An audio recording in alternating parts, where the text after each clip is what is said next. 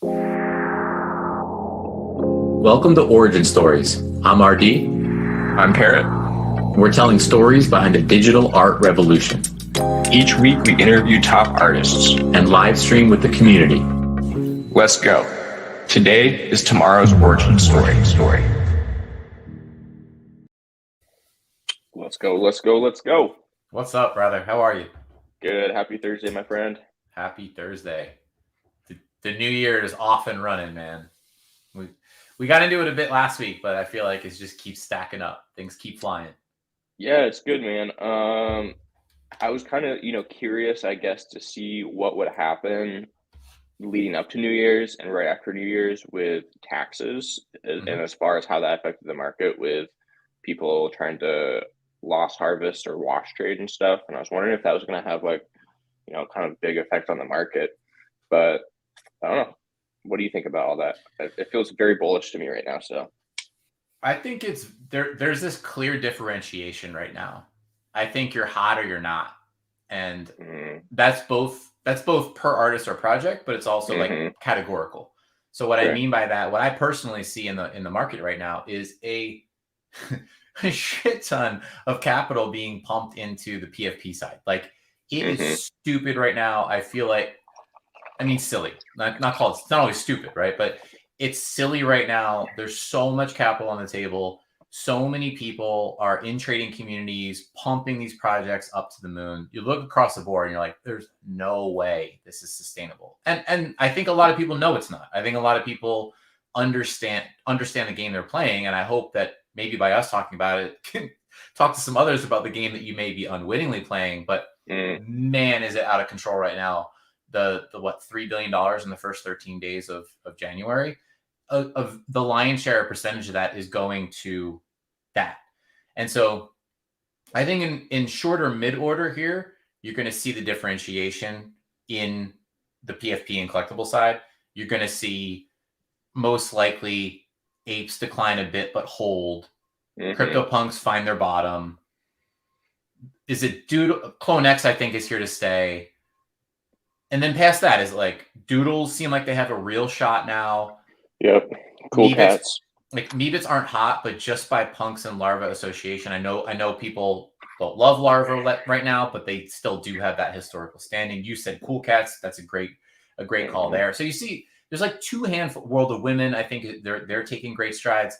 Yep. You have like these two handfuls of projects that might stick, and past that, it's like, what are we doing? What are we doing? We're trading. People are having fun. People are trying to make money. And I'll pause there because I got other points on the whole of things, but I'll pause to get your thoughts on what's up in PFP world. Yeah, man, I think that's a really good kind of assumption or observation of everything going on. We got apes at USD all-time high still pretty much. And it's interesting when a project gets that level and can hold that level. That says something, especially about apes, where, there's still demand at the level that the price is at. You still see influencers, celebrities, musicians, etc., MoonPay, whatever, buying into these still and at this level, which is, I think, bullish. And we're seeing less of that happening with punks, with the punks floor dropping. Yo, Larva Labs heard you, bro. Ominous. Yeah.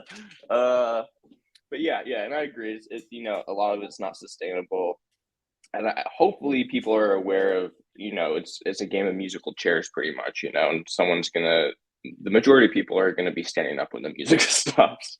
Yeah, and that's it. I just want to educate that, and I think a lot of people know it. But in case you don't, and then listen, if you are speculating, you are in something that you believe will have historical standing, it won't only be the top dogs. There will be other relevant projects that develop strong, small to mid-sized communities. Absolutely. But a lot of what we're seeing rip is, okay, take a project, top artist, Gremplin, historical standing, Cryptodes, right? Yep. It's going to look a lot like that.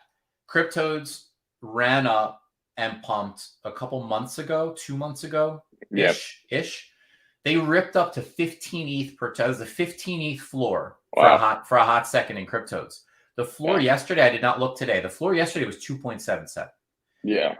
That's what I'm talking about. Like the writing is on the wall for a lot of these pumping projects to have that type of a fall. And if you look at that's an 80% drop. Be prepared. Like that's it.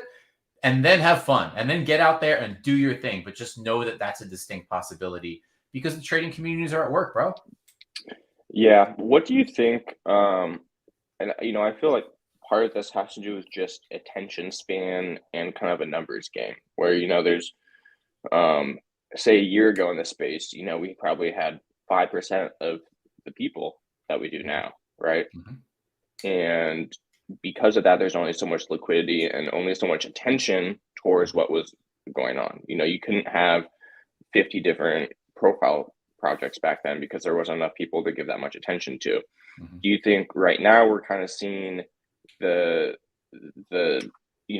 collective attention span kind of hitting its capacity, and because of that, a lot of stuff just isn't important enough or isn't flashy enough or doesn't have the historical or whatever behind it to really make sense?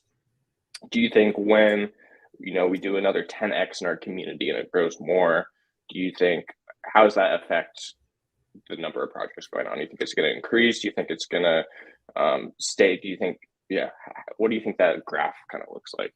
I think it's pretty clear that the number of projects coming into the space exceed the number of users or collectors or investors or whoever coming into the space. I think that's pretty clear. But I think what compounds that is you see all these wallets on Coinbase. A lot of people have made a big deal about X million wallets coming out on Coinbase. You look at maybe the quality of those wallets and you wonder, how many of these are multi-user wallets? How many of these are, I think there's been some commentary about like sub $500 wallets or sub $1,000 wallets. Yeah. And that's my concern, man, because you see these projects pump. And my concern is that at a certain point, there aren't the user base that's willing to spend above a certain level. I'm pretty darn sure is not expanding anywhere near at the rate that the projects pumping above that level are.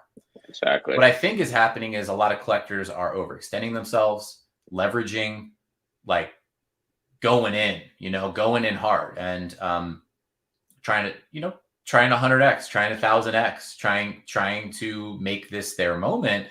Some will, some have, some will. I think it's very hard to turn off that mental switch. That mental switch when you have a strategy of aping in and riding it, and that when you take profits out of a PFP ride, that 10x's or 50x's, it goes right into something else. And then when that thing, it goes right into something else. And I think there's a lot of that going on right now. And I felt like we're probably headed for a correction. Okay, and then let's expand outside the PFP world. Here's kind of the writing on the wall for me, and what doubles me down to feel the way I do. NFTs are slowing down outside of the stuff that's hot. Like there is not as much action on the general Nifty streets or the other smaller platform streets. I just don't see it. Could I be looking in the wrong place? Maybe, but I just don't see it. I think if you have hot projects, like for example, brands that I think, we both believe in, we could rattle them off, but one of those is like the Aku project. I think the Aku project, led by Micah Johnson, I can't call it a project anymore. It's far more than that. It is a brand. It is going to the literal moon. I think that is bigger than NFTs. And so I think you still see in the trading reports, Aku editions just going, like they're just going. That's different. That's a hot topic or a hot brand. Sure. If you're not hot right now, it's just not moving. Like there's just not the trading volume. I think artists are understanding that the time is coming to be a little savvier, you have to be aware of your marketing more than ever, cut through the noise, reach the right collectors, differentiate yourself. It's tough. Like it's getting a little bit tougher out there. And I think it may keep heading that way. Yeah, I think, the bar will continue to be raised. And that's something that's kind of been interesting about the NFT space over the past few years is, it's kind of like in the 90s, if you had a website at all, you were ahead of the curve, right? if you're a department store, if you're any kind of store, if you know whatever your brand is, if you had a website back then, you were ahead of the curve, and that's just where the bar was. Now it's like having a website is basic 101 of owning a business. Mm-hmm. You need to have a good website now that's like very functional, and then you do a bunch of other shit too to have a successful business. And I feel like, you know, for a while, the bar in this space, maybe a year or two ago, was if you made an NFT, that was cool enough to have value, you know. And over this past year or so, I think we see, you know, new artists coming in, people like Fuckrender, people like Raph, people like Pac, et cetera, et cetera, et cetera, who are pushing that bar forward, where it's like it's not just enough to mint a 101 and call that good. Sometimes it is. If the art's really, really incredible, it can, it for sure can be. But it in general, you know, an artist coming into this space and they say, now I'm doing NFTs, that's not that big of a deal anymore, because it is what it is. And so I think that's a healthy thing. I think that's a good thing. I think, you know, even with profile projects, with something even like Bored Apes, that came into the market at a point where the bar was set low for 10K PFP projects. You know, that was a market mover at the time. Now you could copy and paste, and plenty of people have the exact Bored Apes drop, and it's not going to work because the bar's been set higher. And I think that's going to continue to happen over the next forever. And I think people are going to have to learn how to adapt, move to that, and it's going to be a lot more competitive. Yeah, I mean, I agree. There is some stuff that does have momentum. One of the topics that has my full focus right now is photography. Definitely. Photography has a good head of steam behind it, and Time Magazine has stepped fully behind it with the photo vault and beyond. And I love it. I really do. I always planted the flag. Like, once started forming true friendships with Jay and Silva, with Dave Krugman, with Ravi, like these people interacting in real life several times, breaking bread, understanding, like planting the flag to say, I care about this. That happened a while back, right? But I was never able to really throw myself into it the way I did this holiday season. And I came out with just a lot of passion about it. And you hear it out there. You know, you hear that buzz about photography right now. It's like, I think Gary Vee was crowing about it. And again, Time, and you're starting to hear that out there. Now, what does that mean? Right? Because that's the thing. It's the same thing in PFP. Like, what does that actually mean? Like, what will matter within photography? I think that's the big question right now. I think people are exploring right now. People are engaging and finding some brilliant artists out there right now. I think the artists themselves, the photographers themselves, are figuring out how to interact with, as the NFT market turns a little bit more of its attention towards the photography side. And it's not just tactics anymore, right? And there's other people out there now. I think the artists are doing some groundwork on understanding what that means, because we know, look back at, you know, when, I don't know, what would you say? Like the Nifty wave was there was a lot of 3D art there. There was, right? When that really started to come up, you saw people adjacent. And you saw what happened there, right? Artists began interacting with that community. The demand was wild, more supply, utilities started to get added to the art, and things started to really spin up into an interesting place where an artist had to be really savvy to navigate that. I think you're going to see some of that stuff go on where, I mean, Kath Simard's probably one of the finest examples of someone who has thrown herself into the NFT community, went deep, understood it, really seems to enjoy it seems to probably tire her out, but I think she does enjoy it, like enjoy the people within it.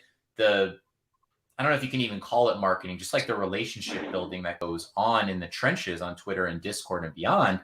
And she leaned into some of those wildly creative, call them mechanics, right? She did the CCO behind the Hawaii photo that G Money bought for 100 ETH, but that was groundbreaking at the time. No one was exploring those kinds of things.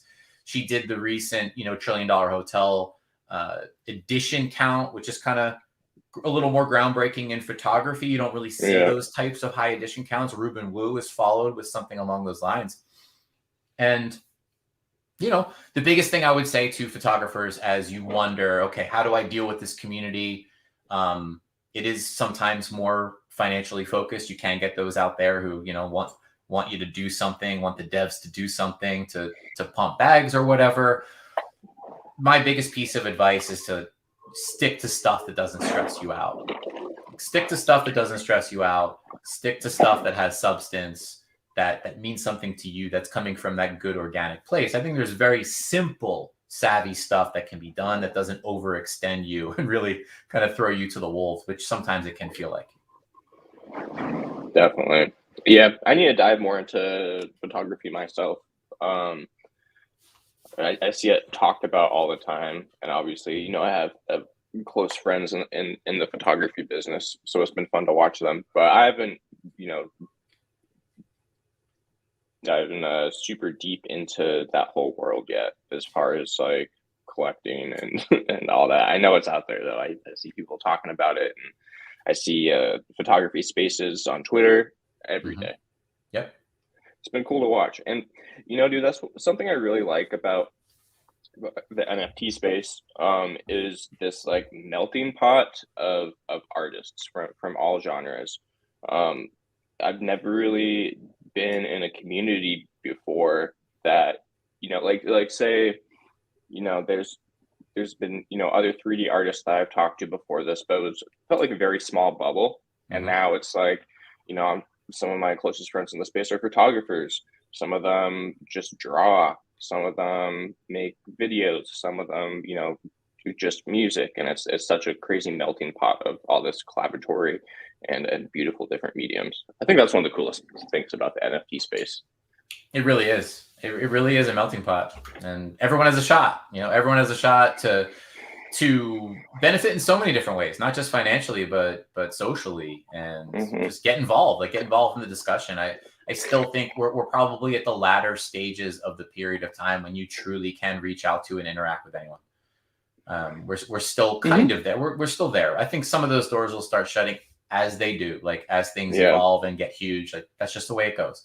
But we're still at the tail end of that special zone where you can hit someone up and maybe get a response, no matter how big that person is in the space. Yeah, definitely. Whether that's another artist or a collector or, you know, someone doing smart contracts or anything like that. Yeah. So, fun note on the photography side, it's going to be the first outside of those that we know and love and have talked about so many times. JN was on with Thank You X, Dave Krugman on Origin Stories, Ravi Vora on Origin Stories. So a lot of love to the photographers that have already been on, but did decide to, I was like, hey, I'm so fired up about it. I'm so passionate about it. One of the artists going to give a big shout out now. It's going to be the next Origin Story interview next week. Shout out Justin Wirtala, Wirtalla. I think fabulous artist. Love his vibe. Love his curation. Worth looking at. Very, very much worth looking at. And a fun note about Justin, why I thought that would be a perfect first new phase photography interview for Origin Stories, is because Justin's leaning into learning 3D. Yeah, I'm looking at his stuff right now. Yeah. So he has this 20-year photography career behind him, and he's now getting fired up and passionate about 3D. What I personally find so interesting about that is, I don't know how you feel about it. Maybe you're the better judge, but what I see about it is somebody who is taking his composition that's time-tested and unbelievable and curated on the photography side.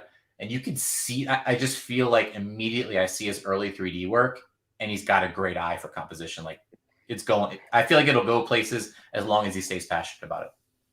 Yeah, I'm looking at it right now. Very, very, very cool.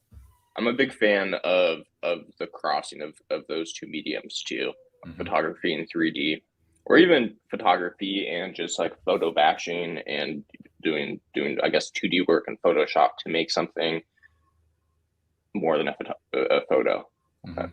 Big fan of that. Yep. Cool, man. Thank you for turning me on to that new artist.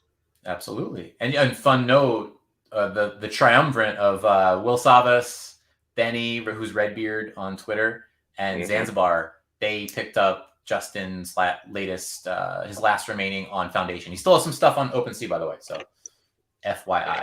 But yeah, anyway, high level of belief in him. It was a good interview. I think everyone's going to enjoy it, so that'll be out next week. Awesome. Beautiful, man. Yeah, dude. You want to hear a fun story about CNBC today? Yeah. Lay it on me. So it was, most interviews thus far have been very, very smooth, but this one had some interesting moments. Let's just say that. So about a half hour prior, I start working with, this is a mural frame back here. I start working with the mural frame and it's not letting me load anything. Not letting me load anything at all. And like, I had some awesome resize stuff from Raph that I wanted to put up there, like either Lady Justice or Dream of Color. And so not working at all. Like, oh no, frames crashing. I'm like, I can't really roll up to, I mean, I can, but I was like, I don't know if I want to roll Cozy Peppy yet on CNBC. Sure. So I was like, what am I going to do here? All right, frame's dead. Okay. Take a step forward. Dog starts freaking out. Our puppy starts freaking out downstairs. Now we're getting closer to game time. It's like 10 minutes before. I'm sitting here just like, all right, you can probably hear it a little bit, but gonna roll through this. And my wife and daughter were out picking her up from school and everything, so couldn't take the dog out for a walk or anything.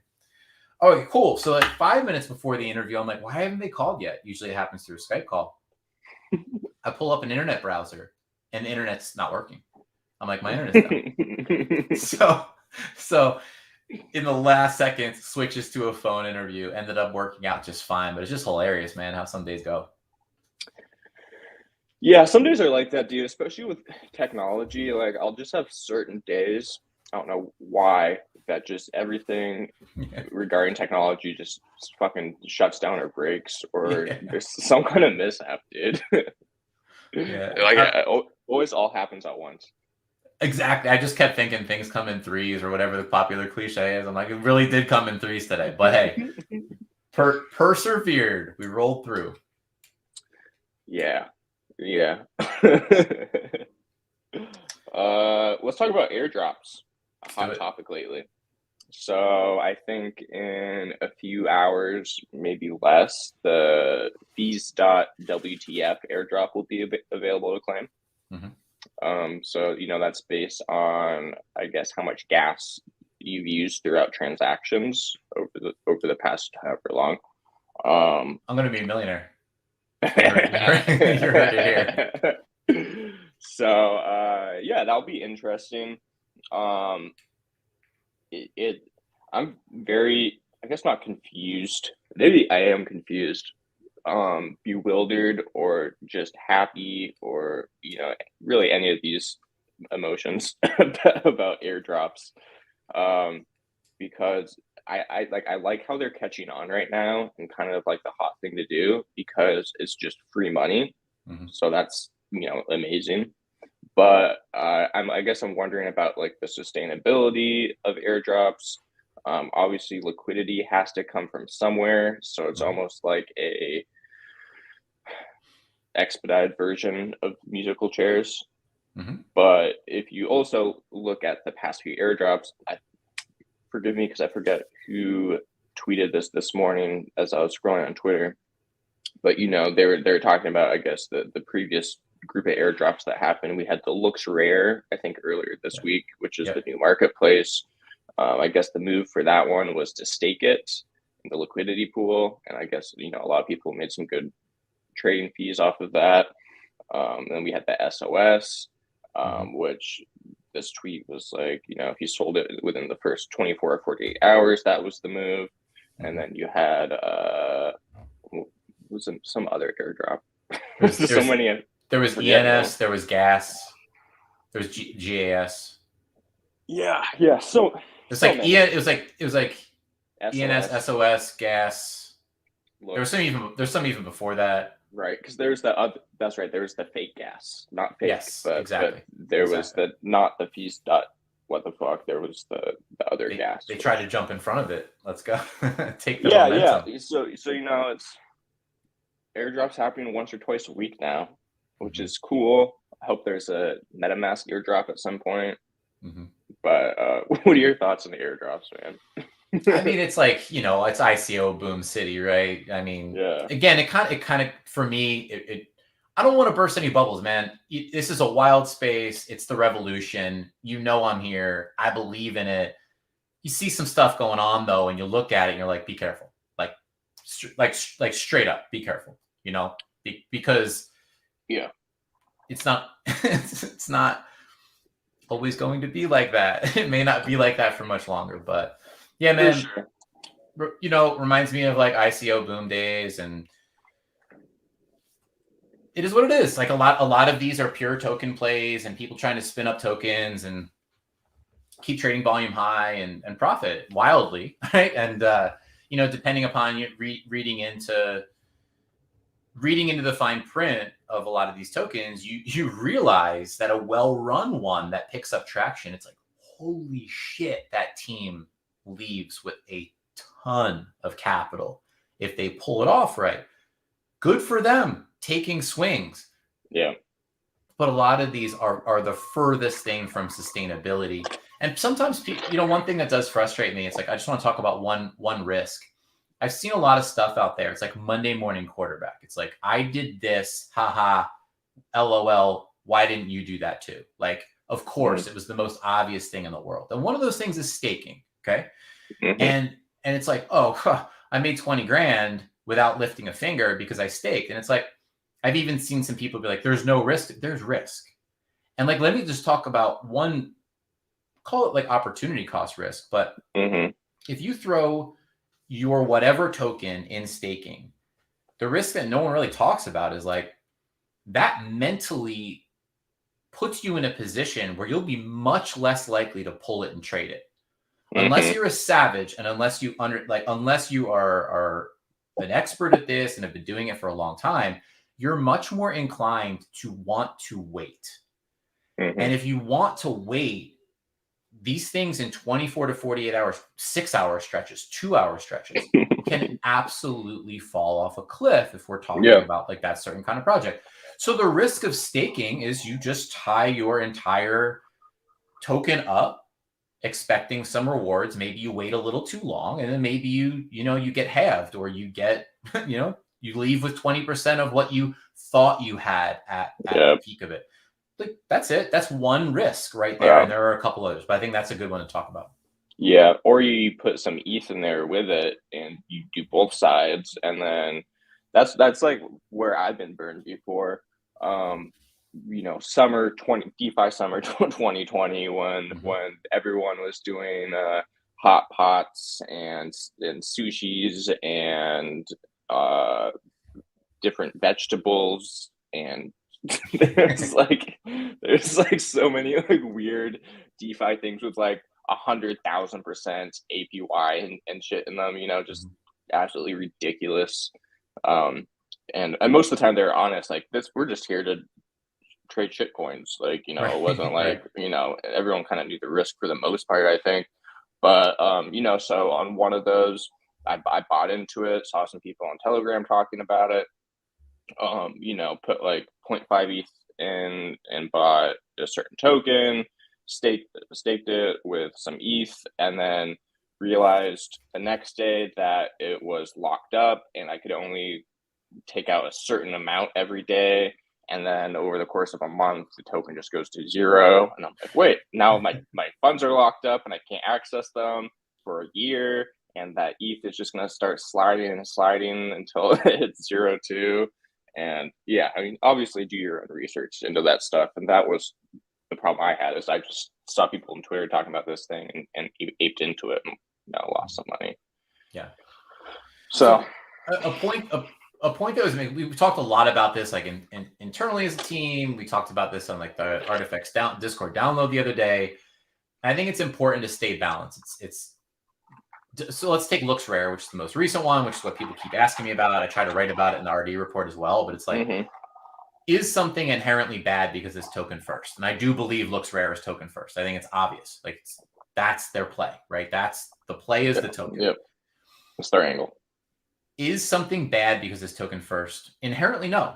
It doesn't that doesn't have to be a bad thing. You can actually use a token quite cleverly to drive capital into the thing. But here's the question that nobody knows the answer to this. Not me. I have a hunch. but I don't know this definitely. And I could see the other side. Is this a real marketplace? Is there a real long-term intention to build a competitor to OpenSea? Right. Or is this catching a community tailwind, pumping into a token, keeping it alive for a certain period of time, and then we'll see? I'm not saying it's definitely one or the other. I'm saying that is a possibility that it's token first, marketplace last, and that would be a bad thing for the way some people are looking at this, right? In community. And there's also a chance that it's token first, use the funds, iterate, and have a viable competitor coming out the back. But I at least want to raise that. We don't know yet.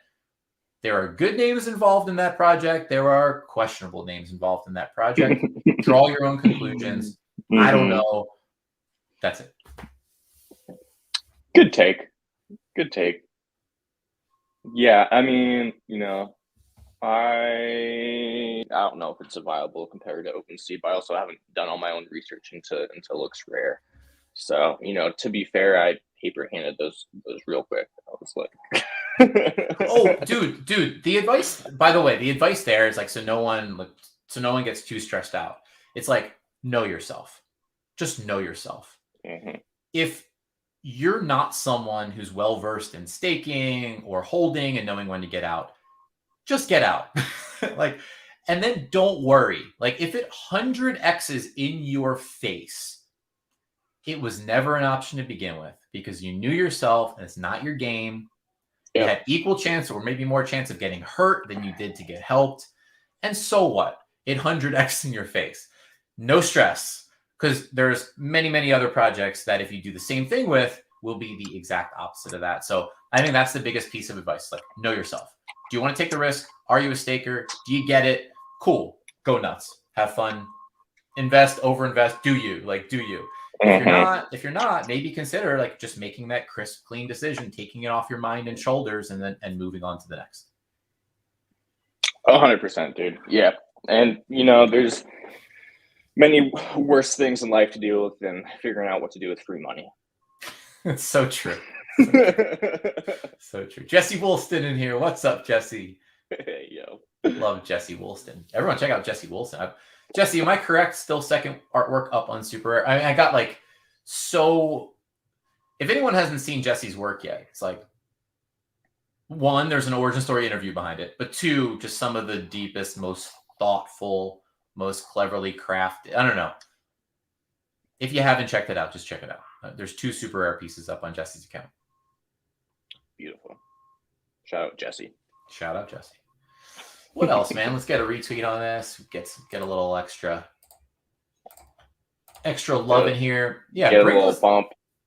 Bring those questions on. I'll pop up Twitter. We still have this. There you go, Jesse. Second piece is up. It's going to be in a science museum for the year of 2022. Little alpha there, little Jesse Woolston alpha. Love it.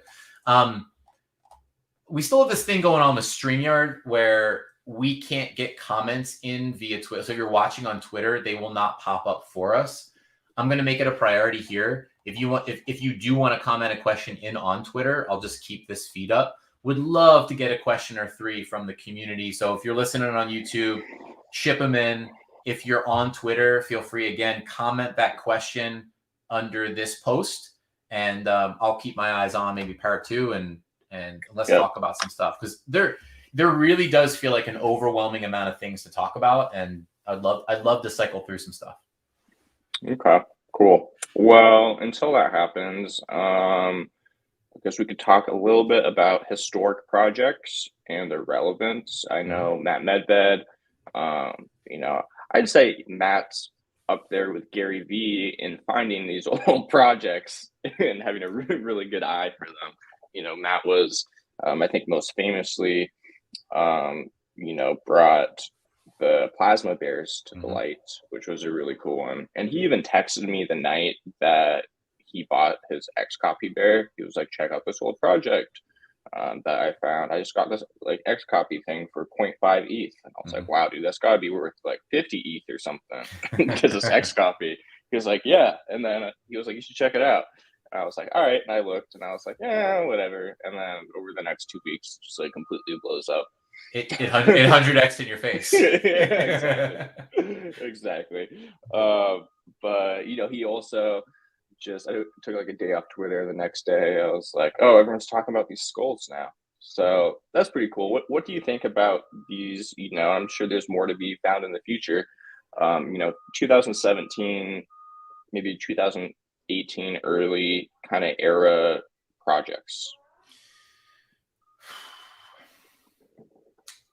I don't know, man. They can't all be relevant. Right. Matt's the best, though.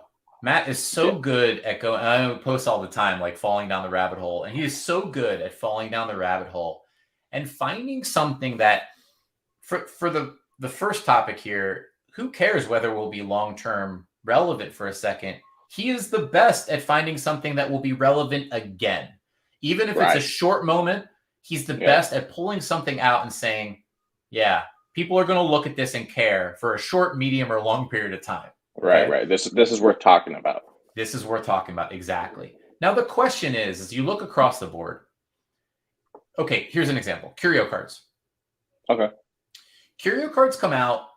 I dabbled in trading them early. I was like, okay, I see some smoke about this. The broader NFT space doesn't know about them yet. They do seem like an OG project. I think Gary Vee's about to pump them, et cetera. See Daryl Morey in there, NBA GM, et cetera, et cetera. Some smart people felt like there was some smoke there. But when I did some due diligence and a deep dive on curio cards, when you understand that they had to be wrapped and then sort of brought into the Ethereum ecosystem that we all trade in, it was like, holy shit, the supply is huge. There's a lot of curio cards, and that supply is being dripped in. And who's making those decisions? How are they spacing this thing out? How is this going to go long term? Now, I got out at that moment. It absolutely 20x'd in my face. Or 10x, maybe it was 10x from that time in my face, right? Yeah. But now we've seen them come back to earth. And my big question is this. When you're talking about that type of a project, we have a lot of these like OG historical projects that are being unearthed or dusted off or wrapped to come into the ecosystem. They can't all matter. They just can't all matter. You still need a story. You still need a community to drive it. Is that community pumping it to ultimately topple it off the cliff, or is there a real like story and community developing around it that has the makings of something that might last forever? I think that's the question I would ask about these, and I think a lot of them we don't know. Like the Skull project that Matt just unearthed, it has a good story behind it, but like I can't yet decipher whether that will matter 1 year from today. Right. I have my doubts. Some of them will, but I have my doubts about the lion's share. Do you have a good example of a project that was unearthed? I guess Plasma Bears would be a good example for that, and like still kind of holds that narrative or that value.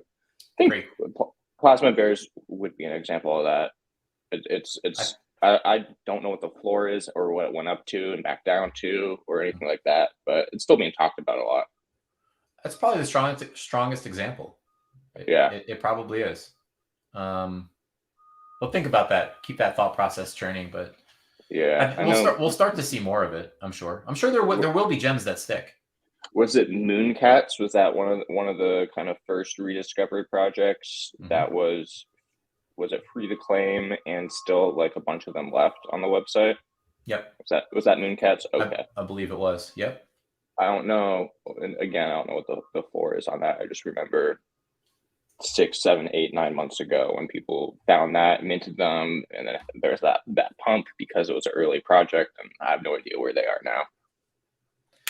Yeah, we got to look into some of that stuff. There's some good floor reports out there. I don't have one that goes back into those projects, but it's worth looking into. JRAM, oh my God, it's Thursday already. Keep track of weeks passing based on origin stories. LOL. Same. JRAM's on fire, by the way. Everyone take note. JRAM doing the thing out there in NFTs. Speaking of an artist who cares and put the work in. JRAM said the best part about Curio Cards is that Robeck took most of his earnings and spent it all on small indie artists, including myself. Whoa. That's cool. Really? I like that. And then Jesse Wolston comes back with our question here. Would love to hear your thoughts on PFP versus one-of-ones in 2022 as the space expands. I've been seeing a lot of intentional support for one-of-ones, especially in photography. What are your thoughts, Parrott? Well, I'm definitely biased as an artist here, but I think this year we're gonna see a lot more traditional art collectors that may have been collecting art from Christie's and Sotheby's, or even on smaller, kind of less expensive scales, whether it's galleries or museums or whatever. We're gonna see that community, I think, come into this space in a way we haven't yet. We've had, certain sales. I think Thank You X did a really, really good job at his curated Sotheby's sale of, and he was saying, we're going to do two pieces of art. One is going to be a physical, and then one's going to be the NFT. But what he did was he focused it on the physical first and not on the NFT. And we've seen, certain sales in Christie's and Sotheby's where it's been the opposite, where it's like, hey, check out this new thing, it's called an NFT. If you buy this, you also get the physical. And that's kind of like the usual narrative. He flipped that, and I think was able to attract more traditional art collectors in the art collecting space, and kind of brought them over to NFTs. They're like, cool, you bought this awesome piece of art. Now let us give you the NFT for it and help you get set up with that. So that's really cool. I think we're going to see a lot more of that, of kind of more merging of the fine art and the NFT space in the fine art world. I don't think PFPs are going anywhere yet. I think there's a lot more ground to be covered in functionality and utility, and I think we're going to see certain communities die off and reform around other projects, and we're going to see certain communities hold really strong this year. Overall, though, I'm bullish on one-on-ones. I think one-on-ones in total kind of had the heat off of them a little bit over the past 6 months, and I think they're going to heat up again. It's just the cycle. I think so. I think it has some legs. I think one-of-ones have some legs. I've been really interested in this concept lately of, can you create something with a whole that's greater than the sum of the parts? Like, if you really, so there are some fabulous examples of collectors out there. I think one of the better curating collectors out there is probably Pablo. Does a great job, has certain principles about him. Just does an interesting job on that front, and staying focused as well. Yeah, I'm really curious about this idea. I'm bullish on story in the year 2022, and that doesn't only go from the artist or the builder side. It also goes from the collector or the investor side. It's like, I'm bullish on story. It's like, do you have a cohesive thought process or a cohesive story to tell? I think on all fronts, like we talked about, things getting harder, right, for artists, potentially things getting harder ultimately for PFP projects. Things will get harder for both collectors and investors, where the thought process matters and the story matters, and why you may place something in your collection and why it may sit next to something else. Like, were those dots connected? I think those are really interesting things to talk about, because I think the space has been, for the most part, pretty fun and haphazard all over the place. Natural way of things as things get more structured. And now we also have more gallery tools. There are the Rare Rooms of the world. There are the On Cybers of the world. There are there's Spatial, I think, which is doing some really cool stuff. But there are options now to really display. And I think as they become more and more and more popularized and easier and easier and easier, people are going to start putting stuff up there. And that's the display thesis, call it. Right? The stuff that stands up really, really well to metaverse display and ultimately physical display. I know some people are quick to say that doesn't matter. It absolutely matters. As Screen Tech, as Atomic Form, makes their innovations, as murals get better, as all sorts of other frames get better and better and better, and cheaper too, and easier to interact with and interface with, that's going to matter too. I'm already, this whole wall within the next month is going to be completely reimagined. I care about that. I've sent some stuff to a physical framers, and I also have eyes on other screens, and to kind of have the merger of both those worlds. It matters. And that's where those curatorial abilities come in, is like, I want my wall to look nice. I want it to look awesome. And for someone, their definition of awesome may be eclectic. It may be, no, I want it to be crazy. But that's curation in a weird way too. A lot of other people care about the synchronicity. I think we start to see that stuff shine. Yeah, I think that's a really good point. And, as the space grows, the reasons for joining and being involved in this space change as well. I think we're going to see a separation this year of, I guess, collectors, especially, who are in it for the art, as they say. And then we're going to see those who are in it for the flipping and for the money. And for sure, it's not black and white, and there's a big Venn diagram there, right? Part of the stuff I collect is just for monetary reasons, just to flip, and part of it is for the opposite. That is for the love of collecting art. And I think we're going to see, a little bit larger spread of that this year, which will be interesting.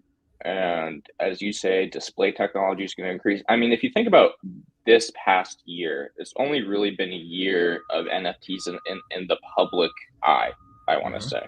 And, we've seen the rise of profile picture projects, which a year ago, no one was talking about. We had punks, and you could kind of tell if someone was an OG or a collector if they had a punk, but that was really it at the time. And now we have, dozens and dozens and dozens of different profile projects. And I don't know if anyone could have predicted that a year ago, even, it just wasn't really thought about that much. And so I think, it's so possible that we're going to see something like that again, that there's going to be this market or this utility or use case for an NFT that everyone goes, oh, of course, like, why didn't we think of that yet? And it's, not going to be 101. It's not going to be PFP. It might be something completely different that just isn't in the space yet. So it'll be really interesting to see just the progress that happens this year that builds off of what we've already done. We are starting to see some really interesting work done within the iframe. So within the NFT itself, right, where you can click on the NFT itself on OpenSea, and actually the examples that come to mind, we have Timepieces release the photo flip books that feature the photographers within the photo fund. That's really interesting. If you haven't done it, I would encourage it. For now, it's going to be really popularized, I'm sure, but it's like, for now, that's still a pretty new experience. I think the first time I experienced that may have been the Monster Cat big event at NFT NYC, where the invite to the Monster Cat event, you interacted, and shout out to illustrator Tim Kang for putting this together. You interacted within the NFT. So you would go to OpenSea, you clicked into the NFT, and you were able to type something into the NFT frame and submit it. That was cool. Now we've seen Time follow up with the flip book. And I also saw today, I wish I could give the artist a shout out. I bookmarked it somewhere, not here on this computer. It's an artist who released what he's calling, I can't prove or disprove this, but it sounds like if it's not the first, it's right up there. But it's the first fantasy novel that's completely readable on the blockchain. So you can actually click through the NFT. Now, think about that for a moment. Think about that. What's a Kindle? Same thing. What's a Kindle, right? Like, take that step, 2 steps, 3 steps out.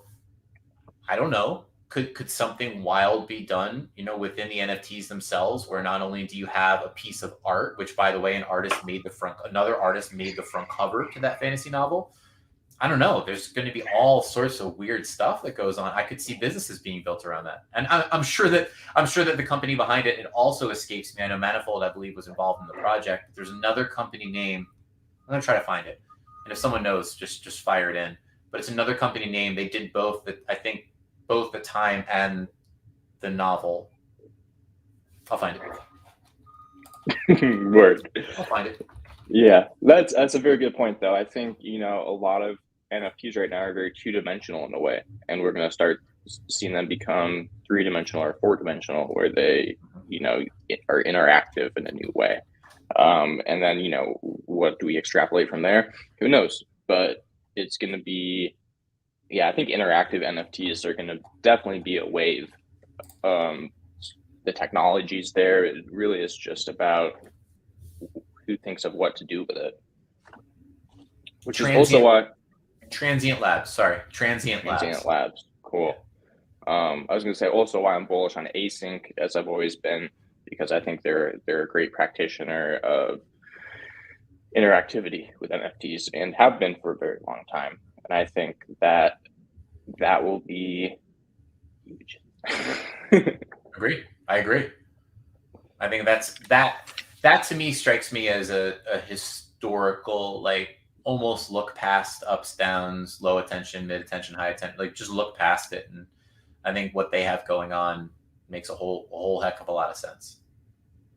Yeah, I mean, if you think about it, man, OpenSea has been around since 2017 or something. It took them 3 years to, blow up overnight, where they just became the market maker. I think async has, are they going to be an OpenSea? No, but that's not what they do. Yep. Do they have the potential to 10x, 100x, 1000x their user base as far as collectors go? Yes, I think so. Yeah, I would agree with that. Can we give Bill Ellis a shout out? No. All right. Yeah, of course. So Bill, does anyone care more than Bill Ellis? That's a good question. I think it can only be tied. I think you can only tie Bill, and a lot of people do tie Bill, but he's at the top. So he did that dual reward for the people. He created that deeply meaningful collection in memoriam. There were 8 editions. It was at the peak, nifty gateway craze where they were pushing supply and pricing. He suffered a bit from that, but he really did stick with it and marked that collection as, maybe his most meaningful to date, where he handled a lot of serious topics. That just like good art and good conceptual play. Well, he responded to some of that nifty fallout by declaring that he would do 2 rewards. One would be an NFT, and then one would be a physical book. And it ended up being, I believe, 39 people who completed the set of all 8 in memoriams to get these rewards out the other side. Parrott, this book, I did this unboxing thread on Twitter. This book is beyond. It's beyond. Let me just take you through the experience here real quick. Let's go. So here's the box. Yes. And if we go a step further, here are gloves. Ooh. Yeah. No fingerprints. I'll roll through this quickly. Nice gold flex certificate of authenticity in this envelope signed by the legend himself. Fun fact, this box and this book smell good. There was an actual scent put into the experience. What? That's so good. The paper fluff, the paper's quality. It feels thick. It's like what's it smell like? Is it smell like a new car, or it's like a new couch. Okay. Leather, polyester. Slightly perfumey. Uh-huh. But slightly perfumey, but you'd still rock it if you're overly masculine, you'd still rock it, Sure. It's just a little softer around the edges. Exactly. Wow, look at that gloss. Awesome gloss. Signed inside. Your boy made the credits. Love you, Bill Ellis. Let me find a good. There's imagery displayed in a ton of different sizes, but just gives you an idea. There's interviews in here. Wow. Don't kill me, Bill. I'm getting some fingerprints in here. Just got to show the people what's going on. There are these pages that have these, I don't know if you can see the holographic almost. Yeah, exactly. Just a wild book. Absolutely wild book. Crazy. Cool. Amazing stuff. Bill Ellis, you're a legend. That's all. Speaking of books, JRAM says book nerds would pay a pretty penny to flex their collection of books they've read. I know because I care a lot about how my bookshelf looks. I think that's a super smart take, because that kind of mentality, I feel like, applies to so many things other than art, and that's kind of the whole thesis for collecting, especially some of these PFP projects, is it's like, I want my community to know what I own, right? If you have a punk, it's like having a Rolex or a Lambo or something like that. But that same mentality applies to all subcultures in a sense.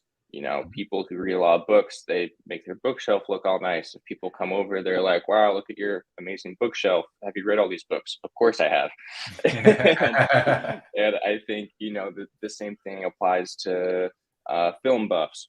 The same thing applies to people who like music, and people who, and I've been talking about this for a while, is like the whole idea of a hipster is someone who finds something before everyone else and feels like a certain attachment or belonging, especially with like music. You find a band 5 years, 2 years before they blow up, and then they blow up, and you have this attachment to their success because you discovered them. And I think that mentality right there, that attachment to and feeling of belonging, is such a big thing in the NFT space. And I think that we're gonna see that thing be applied digitally to many other things besides art. We'll see it with music NFTs, but I think books and film is the aspect of collecting that and showing other people what you collect. Huge. I agree. I think it's a sharp take, man. I think it's going to matter. Yep, absolutely going to matter. And yeah, what might those display solutions look like? How are you going to show it off all over the place as this digital world expands? For sure. Even wardrobes, and like, say, you go and buy a nice design, you go buy a Gucci belt or something. How are people going to know you own that unless if they see you in person? And as the world becomes more digital, how do you flex that Gucci belt through the internet? What's the first fashion wear, like high-end fashion brand that has an NFT come with everything? Does it exist? No, I'm speculating. I mean, I think it's a super sharp play, especially if you start doing it now, to where even if people don't care, I think you may start to get converts from the literal NFT space into that fashion brand that get interested in certain things they're doing. And imagine being able in 2025 to be like, oh, I had this belt from 22, or this bag, or this shoe, or this shirt, or like whatever, and it came with the metaverse side NFT, or even better. I mean, I don't know that we have the metaverse for it now. I don't know that a fashion brand's going to mess with like the Decentraland or anything at this stage, but ultimately something that you can actually wear on avatar, walking around somewhere. Yeah, I mean, I think unquestionably that will be a thing where if you go, say you buy a shirt or a pair of shoes, you're gonna have the duplicate for Decentraland, like the Ferocious Artifact shoes. You're gonna be able to flex those in Decentraland. You're gonna be able to flex those in real life. Let's go. You're gonna be able to flex them on live streams. But yeah, and I think that will for sure be a thing. I don't know what brand's gonna do it first. I know that like Versace and Gucci and Louis Vuitton, they already have RFID tags or chips in the tags on the clothes. So if you bring your phone up to it, it will scan it, and it's a certificate of authenticity. And I think at least Versace, I don't know which other designer brands, maybe more of them or all of them, use blockchain technology for that already. So you're gonna, be able to scan it and immediately tell, thanks to the blockchain, if it's authentic or a fake. So they're already halfway there, man. Like I bet you, some of that stuff for a few years too. Yeah, so it's probably in the works. Works. I'm sure it's being discussed. Before we get out of here, I want to give a shout out. I have had the honor of speaking. Jesse brought up a good point about the PFP side into one-of-ones. I had a few PFPs that I got out of, and I was able to pick up a lot of very, very, very special one-of-ones recently that I'm going to be talking more and more about, right? And I want to do a good job of honoring each artist, each artwork. In this case, there has been a lot of photography, and why, right? Because I've really been like goes back to that curatorial thought. Like I'm putting myself to the test here to really consider why I connect with a certain piece, how it might connect to another piece. I found some really interesting like diptychs, cross artists, putting two like one-of-one photographs together, and then to me at least having that mean even more because of how those photos speak to each other. But I want to say that I'm planning to do like a virtual. I got to figure out the right virtual gallery to get all these in one place to talk about them to that deep of a level. I want to give a separate special shout out to someone I've known for a lot longer, and I was able to collect an NFT today that is going to rival in terms of meaning anything that I've ever collected. It's from Joe Cavallini. He's not widely out there on Twitter. I bet you a lot of people listening to this don't know him. Joe Cavallini I met in May of 2021. He was part of the Animus crew. So when the Artifacts Project was going to New York City, which you remember for the takeover in Times Square. Sure do. Joe Cavallini was not only there, but Joe Cavallini put together the recap video that I thought was awesome and out of this world. It was awesome. He then followed and put together the recap video for Miami as well when Artifacts went to and took over Miami. Also very awesome. He also went to New York again for Micah Johnson at Christie's, shot and produced a video of an Aku trailer for Aku taking over New York City Times Square some months later. Joe Cavallini's special. Now, what he also did that a lot of people don't know, before this whole NFT space really got hot and heavy, when COVID was scaring the shit out of everyone, Joe rigged his camera setup through his car sunroof. And in peak COVID, when New York City was completely shut down, drove around everywhere through the financial district, Yankee Stadium, Barclays Center, Radio City Music Hall, Penn Station, you name it, probably went there. And he compiled 2 hours of footage of ghost town New York. And if anyone remember when Detroit was a ghost town for a little while, and there was that eerie footage of just seeing these statuesque buildings and just nobody around, he got that peak COVID New York City. Wow. That footage has been optioned to BBC. That footage has been used in the WeWork documentary. That footage was some snippets were used in the Micah Johnson Aku trailer. Yeah. He put a scored, it's got to be two minutes long-ish, but he put a scored film together and listed it on Zora. And that comes it came with a one-of-one hard drive of 2 hours of this footage with full, with full usage rights for what was on there. Shout out to Joe Cavallini. I am honored to collect that. We go back for some months now, and I've seen you at work. I don't think a lot of people know who you are. I think that's going to change soon. I know he's fired up to be now minting in the space, and man, that guy deserves all the flowers. Beautiful. I'm checking it out on Zora right now, actually. That's a great story, man. It blew me away. It blew me away. Like, it fires me up to, like, I have ideas with some of these shots to like it's so good. It's so good. And by the way, it's Joe Cavallini, Cavallini, and his Twitter handle is at Tiojo_. So it's at TIOJO_. I hope that man sticks around, because I think he's got a lot to share. He's got a lot of talent. He makes films with like whole heart and soul. So anyway, end rant. Yeah. So if anyone wants to watch it on Zora, by the way, it's called Disconnected, and I believe it's DIS with a colon. So it's DIS colon and then connected, and that'll get you to it. I'm going to also put a thread out with kind of the story that I just told here. So you get it first, but I'm going to put a thread out with why it was so meaningful to me. And hell yeah. Sweet. Next week is our 1 year anniversary party. 1 year anniversary party. Yo, everybody. Next Wednesday, the 19th, first ever Origin Story interview. Shout out Fuckrender. And then this year, the very next day, not the 19th, but the 20th, because that's our day. We got to keep our day. We're going to party it up. So community, come out for it. Yeah, let's go. That'll be fun. Parrott, we gotta commit here and now. We gotta do a meeting on maybe like Tuesday, and I feel like we can roll out a few surprises, or we'll figure it out. But this is a meaningful one, man. Definitely. I want it to be good and rememberable. 100 videos into this journey. 50. Justin Wartala comes out next week. That's the 55th artist interview, and I believe this will be our recorded 45th live stream.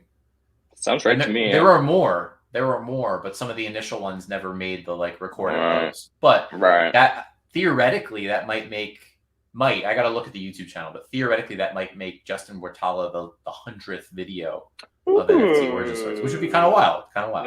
That's pretty wild, man. Cool.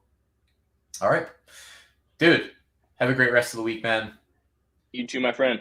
Love everyone. Oh, we missed Jasty. Jade Step in here said, "Let's get it." What's up, Jasty? Hope you're well, man. Get it. Saw him doing some cool stuff with pins on social media. Everyone, go hit Jasty up and try to pry a pin out of him. All right, brother. Have a great weekend. Right. See you, everybody. Bye, everybody. Chat soon.